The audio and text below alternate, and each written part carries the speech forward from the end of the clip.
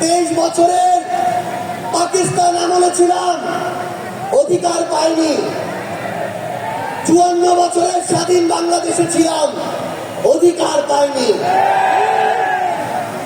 আজ থেকে 1 বছর আগে এই মঞ্চে ফ্যাসিবাদী ব্যবস্থার বিরোধ এবং নতুন রাজনৈতিক বন্দোবস্তের শব্দে খুনি হাসিনার পতন ঘটানোর ঘোষণা দেওয়া হয়েছিল।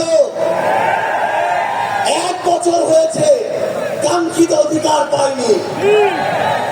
আমরা আর হতাশার কথা বলতে চাই না।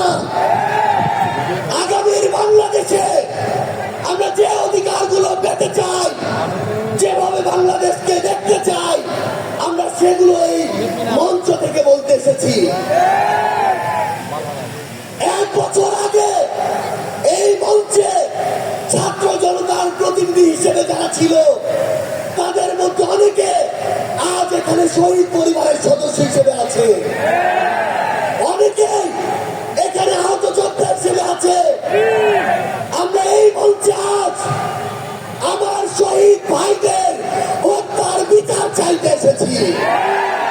আহত যোদ্ধাদের রক্ত ঝরার বিচার চাইতে এসেছি। যে আওয়ামী লীগ, যুবলীগ, ছাত্রলীগের সন্ত্রাসীরা আমার সহযোদ্ধাদের রক্ত ঝরিয়েছে, সেই সন্ত্রাসীদের বিচার চাইতে এসেছি। আমরা এই অন্তর্বর্তীকালীন সরকারের কাছে মৌলিক সংস্কারের নিশ্চয়তা চাইতে এসেছি। আমরা আমাদের অসহায় শহীদ পরিবারগুলো, একমাত্র অবলম্বন হারানো শহীদ পরিবারদের পুনর্বাসন চাইতে এসেছি। আমরা আমাদের আহত যোদ্ধাদের তাদের প্রয়োজনীয় চিকিৎসা নিশ্চিত করার অধিকার চাইতে এসেছি।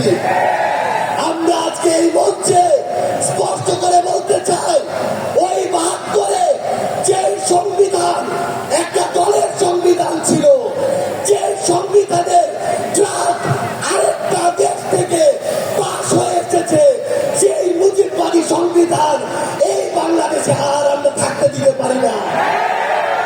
আমরা আজকের এই মঞ্চে মুজিববাদী সংবিধান ভেঙে চুরে শেষ করে দিয়ে নতুন সংবিধান চাইতে এসেছি। সংগ্রামী সহযোদ্ধারা, আমাদের যে লড়াই, এই লড়াই শুধু 24-এর জন্য লড়াই না। ওই 2009 সালে বিডিআর পরিকল্পিত হত্যাকাণ্ডে যাদের হত্যা করা হয়েছে, তার পিছনে প্রত্যেক কুশলীদের সর্বোচ্চ শাস্তি চাওয়ার জন্য আজকে আমরা এই মঞ্চে এসে হাজির হয়েছি।